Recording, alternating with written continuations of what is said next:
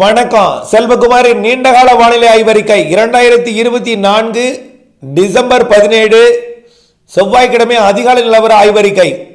நீண்டகால வானிலை என்பது 2025 பருவமழைகள், கோடை மழை எப்படி இருக்கும். இப்போ இதை பதிவு செய்வதற்கான காரணம் என்னன்னா, இந்த பருவமழை இப்படி பொழிகிறது, எங்களுக்கு சரியான நீர் கிடைக்கவில்லையே, இந்த மழை பொழியுமா, கோடையில் மழை பொழியுமா, நான் எப்படிப்பட்ட பயிர்களை நாங்கள் தேர்ந்தெடுக்க, இவையெல்லாம் குழப்பமாக இருக்கிறார்கள். விவசாயிகளுக்கு ஒரு நீண்டகால வானிலை அறிக்கை கிடைத்தால்தான் நீண்ட காலத்திற்கு பயிர் செய்ய முடியும் என்று அவருடையது. ஏற்கனவே நீண்டகால வானிலை அறிக்கைப்படி அவர்கள் கணித்தவர்கள் வெங்காய சாகுபடி பெய்தவர்களும் வெங்காயம் நஷ்டமாகிவிட்டது, தக்காளியும் நஷ்டமாகிவிட்டது. பயிர்கள் ஏன் அதிக தண்ணீரை கொண்டு சாகுபடி செய்யக்கூடிய நெல் பயிர் கூட நஷ்டமாகிவிட்டது நீரில் மூழ்கி. ஆகவே இப்படி விவசாயத்துக்கு திட்டமிட முடியாத ஒரு வானிலையாக இருக்கிற காரணத்தினாலே, ஏரி குளங்கள் நிரம்பாத காரணத்தினால ஒரு சில இடங்களில் வேதனையில் இருக்கிறார்கள் அவர்களும். ஆனால் பலர் சுமார் ஒரு 65% மாவட்டங்களுக்கு மேல் ஏரி குளங்கள் நிரம்பிவிட்டன. ஒரு 10-15% பாதி நிரம்பி இருக்கிறது. ஒரு 20% மாவட்டங்கள் இன்னும் நிரம்பல. அளவான மழைப்பொழிவு, உயிர் கொடுக்கும் மழைப்பொழிவு, மிதமான மழைப்பொழிவு, சற்று கன மழைப்பொழிவு என்று பொழிந்து வருகிறது அங்கே. இந்த நிலையில் எப்படி வடகிழக்கு பருவமழை டிசம்பர் 31 வரை இருக்கும்னு சொல்லியாச்சு ஒரு அறிக்கை. இது நீண்டகால வானிலை அறிக்கை. இது கொஞ்சம் விளக்கமாக சொல்லி ஆகணும்னு ஏற்கனவே சொல்லியிருக்கோம். இதில் மாற்றமே இருக்காதுங்க. வளிமண்டலம் மட்டும்தான் இப்போ இடையூறு கொடுத்துட்டு இருக்கு. உங்களுக்கெல்லாம் தெரியும் சார், நான் தான் சொன்னேன் பனி வந்துட்டுனா மழை வராதுன்னு. பனி வந்துட்டுனா மழை வருங்க. இந்த பனி குளிர் எல்லாமே கலந்தது தான் இந்த வருஷம் வானிலையாக இருக்கும். டிசம்பர் 31 வரைக்கும் குளிரும் இருக்கும், பனியும் இருக்கும், மழையும் இருக்கும். இந்த வருஷம் டிசம்பர் 31 வரைக்கும் உள்ள மழையில் பொறுத்திருந்து பாருங்கள். ஒற்றை பனி மட்டுமே இருக்காது, ஒற்றை குளிர் மட்டுமே இருக்காது. குளிருக்கிடையே மழையும் இருக்கும், குளிருக்கிடையே பனிப்பொழிவும் இருக்கும், பனிப்பொழிவிடையே மழையும் இருக்கும். இந்த டிசம்பர் 31 வரைக்கும் நிகழ்வு நெருங்கி வந்ததும் பாருங்கள். இன்னைக்கு இப்போ குளிரும். இப்போ இந்த தேதி 17ஆம் தேதி அதிகாலையில் எதிர்பார்த்த மழை டெல்டாவில் தொடங்கலை. இப்போ குளிர் காற்று இருக்கும். இரு காற்று எனவே கடலில் ஏற்பட்டு கொண்டிருக்கு. அது தரையில் ஏற்படும் மாலைக்கு மேலே இரவில். அப்போ குளிர் போயிடும், மழை பொழியும். புரியுதுங்களா? செட் ஆகிறதை பொறுத்து தான். ஒரு நிகழ்வு கடலில் இருந்துச்சுன்னா சுற்றுப்புற காற்றை ஈர்க்கும். சுற்றுப்புறம்னா இமயமலை காற்றை ஈர்க்கும் பொழுது இமயமலை காற்று தமிழ்நாடு கூட பயணிச்சதுன்னா குளிர் அதிகமாக இருக்கும். புரியுதுங்களா? சுற்றுப்புற காற்று அரபிக்கடல் காற்று வந்துச்சுன்னா குளிர் குறைவாக இருக்கும். கிழக்கு காற்று வந்து ஏறினதுன்னா குளிரே இருக்காது. இப்போ கிழக்கு காற்று வந்து ஏறப்போகுது நாளையிலிருந்து, இன்று இரவிலிருந்து, மாலையிலிருந்து கிழக்கு காற்று சென்னைக்கெல்லாம் ஏறப்போகுது வலிமையா. அப்போ குளிர் ஓடியே போயிடும், குளிர் காணாமல் போயிடும், மழை பொடி வந்துடும். ஆகவே தயவு செய்து குழப்பிக்கொள்ள வேண்டாம். சரி, 31 வரைக்கும் மழை இருக்குன்னு சொல்லியாச்சு. இப்போ 24ஆம் தேதி வரைக்கும் இந்த நிகழ்வோட அடுத்தடுத்து 2 நிகழ்வால் மழை இருக்கும். நிகழ்வு மேற்கு நோக்கி தான் போகும், செயலிழந்து தான் போகும், தீவிரமடையாது என்பதை புரிந்து கொள்ளணும். அடுத்தபடியாக 21ஆம் தேதி வரை தமிழ்நாட்டு கரையறைக்கு தான் இருக்குன்னு சொல்லியாச்சு. ஆக இன்றைக்கி தேதி 17னா இன்னும் 4 நாள் இருக்குது. 17, 18, 19, 20, 21 4 நாளுக்கு மேலே இருக்குது. தமிழ்நாட்டின் கரையறைக்கு தான் இருக்கும். அடுத்தபடியாக நம்முடைய 2025 எப்படி இருக்கும்? இப்போது குளிர் ஜனவரி மாதம்தான், கண்டிப்பாக குளிர் தான் இருக்கும். ஏன்னா கடல் வந்து 29 டிகிரி 30 டிகிரிக்கு வெப்பம் உயர்ந்திருந்தாலும், வலிமையான நீரோட்டங்கள் கொடுத்திருந்தாலும், நிகழ்வுகளே உருவானாலும் நிகழ்வுகள் கரையேறுவதற்கு சாதகம் இருக்காது, வலிமையான குளிராக இருக்கும். ஏனென்றால் வட மாநிலங்கள் முழுவதும் குளிரின் பிடியில் இருக்குது. ஆகவே கண்டிப்பாக குளிர் தான். ஜனவரி படிப்படியாக தெற்கையும் குளிர் வந்துடும். அதுக்கப்புறம் குளிர் ஏன் தெற்கே வருதுன்னு பார்த்தீங்கன்னா, வட இந்திய குளிரலையே தென்னரை கோலத்தில் இருக்கக்கூடிய நிகழ்வுகளோ அல்லது நிலநடுக்கோட்டை இந்திய பெருங்கடலில் இருக்கக்கூடிய நிகழ்வுகளோ வட இந்திய குளிர்காற்றை ஈர்க்கும். அதனால தான் இங்கே வரும். எதுவும் இங்கே இழுக்கிற சக்தி இல்லைன்னா வரவே வராது. புரியுதுங்களா? இழுக்கிற சக்தி இல்லைன்னா வெறும் மூடுபனியாக இருக்கும், குளிராது. காற்று வந்தால் தான் குளிர் இருக்கும். ஒரு ஹீட்டர் போடும் பொழுது, அதாவது ஹீட்டரில் ஒரு காற்று ஊதுனா தான் ஸ்ப்ரிங்கு சூடாகி சூடு காற்றா வருது. அதே போல தான் குளிர்ச்சியான பிரதேசத்திலேருந்து காற்று நுழைஞ்சு வந்தால் தான் குளிர்ச்சியாக குளிர் வரும், இல்லாட்டி குளிர் வராது. அப்போ குளிர் வரும். இந்த வருஷம் ஜனவரி மாதம் 25ஆம் தேதி வரைக்கும் குளிர் இருக்கும். வேணா ஜனவரி இறுதியில் மழைக்கு சாதகம் இருக்கிறது. குடியரசு தினத்தை ஒட்டிய நாட்களில் மழைக்கு சாதகம் இருக்கு. வளிமண்டலம் தான் சாதகம் இல்லை. பிப்ரவரியிலிருந்து மழைக்கு சாதகம் இருக்கு. ஆனால் கொட்டி தீர்த்துறாது மழை, நல்லா புரிஞ்சுக்கங்க. குளிருக்கிடையே பனிப்பொழிவுக்கிடையே மழைப்பொழிவுகள், வெயில் வந்ததும் மதிய மாலையில் தூறல் சாரல் மழை, காற்று சுழற்சி மழை, இதெல்லாம் ஜனவரி இறுதி பிப்ரவரியில் இருக்கும். மார்ச் என்னாச்சு? மார்ச் வெயிலும் இருக்கும் மழையும் இருக்கும். சராசரிக்கு கூடுதல் வெயில் இருக்கும், சரி மன்னிக்கும், சராசரி கூடுதல் மழை இருக்கும், புழுக்கம் இருக்கும் கூடுதலாக. வெயில் நீங்கள் கடந்த சில ஆண்டுகளை ஒப்பிடும் பொழுது குறைவாக இருக்கும்.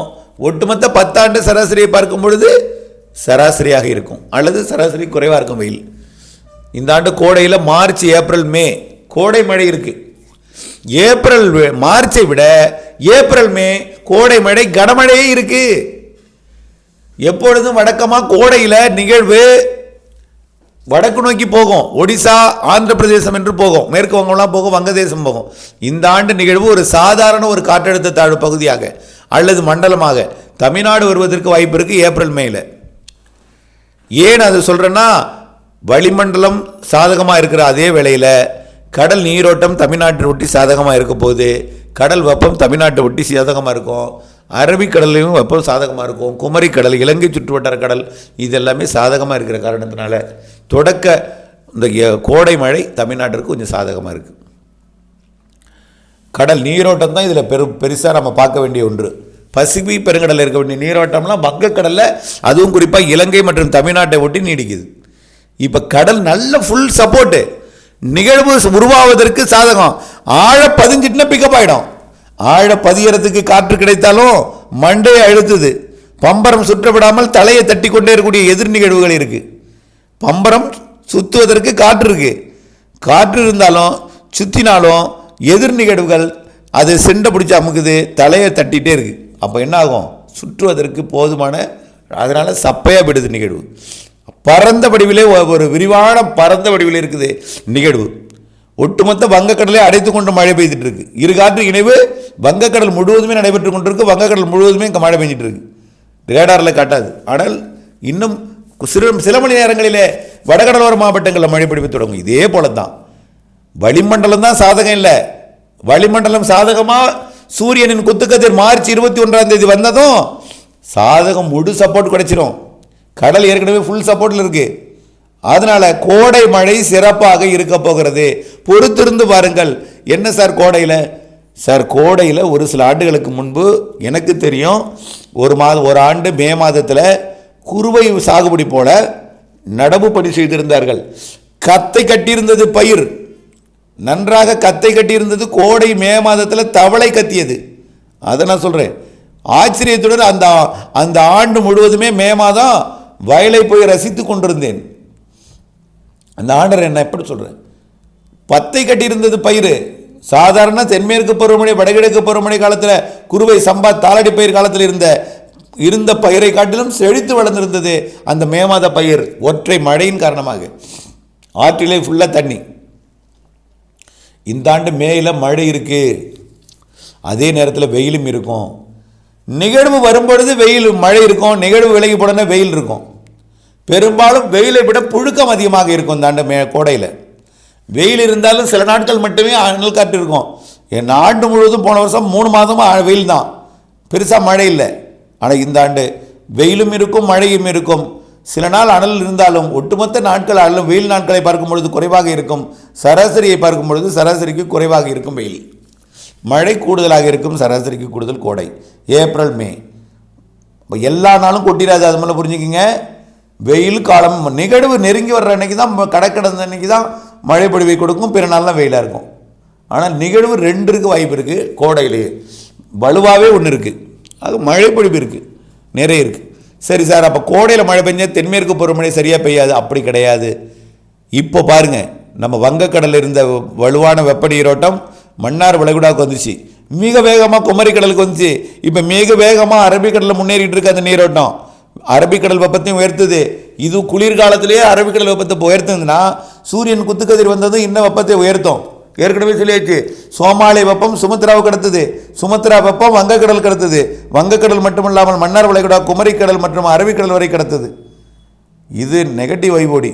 நெகட்டிவ் வைவோடின்னு பெரிய வலுவாக இல்லை, நடுநிலை வைவோடியாக இருந்த பொழுதே வலுவாக இருக்குது. நெகட்டிவ் வைவோடி அடுத்தது பாசிட்டிவ் ஐஓடியாகவும் மாறும். எப்போ? தென்மேற்கு பருவமழை காலத்தில். இல்லை நடுநிலை ஐஓடியாவே இந்த ஆண்டு தென்மேற்கு பருவமழை காலத்தில் இருக்க வாய்ப்பு இருக்குது. அடுத்தபடியாக பார்த்தீங்கன்னா லானின் அமைப்பு வலுப்பெறப் போகிறது. இவையெல்லாம் மழை பொழிவிற்கு சாதகம் என்பதை தயவுசெய்து புரிந்து கொள்ள வேண்டும். ஆக கண்டிப்பாக கோடை மழை சிறப்பாக இருக்கும், தென்மேற்கு பருவமழையும் சிறப்பாக இருக்கும். தென்மேற்கு பருவமழையில் வலுவான நிகழ்வு சாதகம். தென்மேற்கு பருவமழையில் கேரளாவிற்கு பாதிக்கும் மழை இருக்குது. எப்பொழுதும் ஒரு நிகழ்வு தென்மேற்கு பருவமழை தொடங்கிட்டால் அப்புறம் அடுத்தது அந்த நிகழ்வு வடக்கு நோக்கி முன்னேறும். வடக்கு நோக்கி போய் பாகிஸ்தான் வரைக்கும் மழை பொழிவை தொடங்கிய பிறகு தான் இங்கே தென்மேற்கு பருவமழையை தொடக்கம் அடுத்த நிகழ்வு ஆனால் இப்போ அப்படி இல்லை. தொடங்கியது ஒரு நிகழ்வு, முன்னெடுத்து போகிறது ஒரு நிகழ்வாக இருக்கும். இங்கே ஒரு நிகழ்வு வடகிழக்கு தென்மேற்கு பருவமழையை கொடுத்து கொண்டிருக்கும். புரியுதுங்களா? கேரளாவுக்கு பெய்ய கொண்ட அதே நேரத்திலையும் முன்னேற்றமும் இருந்து கொண்டிருக்கும். முன்னேற்றம் கொண்டு போகிற நேரத்தில் இங்கே கேரளாவிலேயும் மழை இருக்கும். வேறு ஒரு நிகழ்வால் மழை பொழிவை கொடுக்கும். அடுத்தடுத்த நிகழ்வு தென்மேற்கு பருவமழை காலத்தில் அரபிக்கடலில் உருவாக வாய்ப்பு இருக்குது, வங்கக்கடலையும் உருவாக வாய்ப்பு இருக்குது. வங்கக்கடல் அரபிக்கடல் ரெண்டுலையுமே நிகழ்வுகள் இந்த ஆண்டு 2025 தென்மேற்கு பருவமழை காலத்தில் இருக்கும். சரி, அதனைத் தொடர்ந்து வடகிழக்கு பருவமழை இந்த ஆண்டு இருக்கக்கூடிய மழை, இந்த ஆண்டு இருந்த பாதிக்கும் மழைப்பொழிவு கூட அதை விட அதிகமாக தெரியுதுங்க அடுத்த ஆண்டு மழைப்பொழிவு. கண்டிப்பாக ஏன்னா அச்சப்படுத்த விரும்பலை. அடுத்த ஆண்டு வடகிழக்கு பருவமழை இந்த ஆண்டு பெய்ததை விட சராசரிக்கு கூடுதல். என்ன சார் எங்கள் ஆளுக்கு பெய்யவே இல்லை, இதை விட கூடுதலுங்கிறீங்களே. பெய்திருக்கிறது ஒட்டுமொத்த சராசரியை பார்க்கும் பொழுது இன்றைக்கு கிட்டத்தட்ட 30% மேலே கூடுதலாக பெய்ய போகுது, சராசரி கூடுதல். ஆனால் ஒட்டுமொத்த சராசரியை பார்க்கும் பொழுது வெள்ளம் பாதித்த பகுதியில் பார்க்கும் பொழுது ஆனால் இப்படித்தான் இருக்குங்க வருங்காலம் எல்லாமே. ஒரு பக்கம் வெள்ளம் ஒரு பக்கம் வறட்சியாக இருந்தாலும் வறட்சி பெரிதாக இருக்காது அடுத்த வருஷம். இந்த வருஷமே அந்த வறட்சி பகுதிகளுக்கும் மழை பொழிவை கொடுத்துரும். கவலைப்படாதீங்க, 31ஆம் தேதிக்குள்ளே அது ஒரு பிரச்சனை இருக்காது. இன்னும் நாள் இருக்குது. இன்னும் எவ்வளோ நாள் இருக்குது? இன்னும் 13 நாள் இருக்குது வடகிழக்கு பருவமழை நிறைவடைவதற்கு. அது முடிஞ்சதுக்கப்புறம் உங்களுக்கு பிப்ரவரி, மார்ச், ஏப்ரல், மேலேயும் மழை இருக்குது. எல்லோருக்கும் ஒரே மாதிரியாக பெஞ்சிடாது. அதை நம்பி எதுவும் பெரும்பயிர் பண்ணிடாதீங்க. எல்லோருக்கும் ஒரே மாதிரியாக பெய்யாது, தெரியுங்களா? சீரற்றது தான். மழை நீரை நீங்கள் சேகரித்து வச்சு தான் பயன்படுத்தணும். அதுக்கு தான் சொன்ன விவசாயத்தில் கட்டமைப்பு இப்பொழுது மேம்படுத்த வேண்டியது மழைநீர் சேகரிப்பு அமைப்பு. மழை பெய்யும் போது நீங்கள் சேகரித்து வச்சுக்கணும், மழை இல்லாத போது பயன்படுத்திக்கணும். அப்படி தான் நீங்கள் வச்சுக்கணும், புரியுதுங்களா? அடுத்தபடியாக வடகிழக்கு பருவமழை 2025 மிகச்சிறப்பு. இந்த ஆண்டை விட கூடுதல் மழை அடுத்த ஆண்டு. துல்லியமான அறிவிக்கலாம், எழுதி வைத்துக் கொள்ளுங்கள் நீண்டகால வானிலை அறிக்கையாவை. கடந்த ஆண்டு அறிவித்தும் சரியாக போயிருக்கு. இன்னொரு 4 மாவட்டங்களுக்கு தான் இன்னும் மழை சரியாக பெய்யலை. ஆனால் கிட்டத்தட்ட 30 மாவட்டங்களுக்கு சராசரிக்கு கூடுதல் மழை பொழிவு. எல்லா மாவட்டங்களுக்கும் சராசரி கூட கிடச்சிருச்சு, இல்லைன்னு சொல்ல, எல்லாத்துக்கும் கூட கிடச்சிருச்சு. ஆனால் ஏரி குளங்களை நிரப்பாத ஒரு 4-5 மாவட்டம் இருக்குது, அதையும் நிரப்பிடும். கோடை மழை இருக்குது. தென்மேற்கு பருவமழை சிறப்பு, வடகிழக்கு பருவமழை சிறப்பு. 2025 டிசம்பர் வரைக்கும் நிறைய மழை இருக்குது. வளிமண்டலம் சாதகமானதும் மழைப்பிடிப்பு கொடுக்கும். இணைந்தே இருங்கள் அப்டேட்ஸுடன். நன்றி.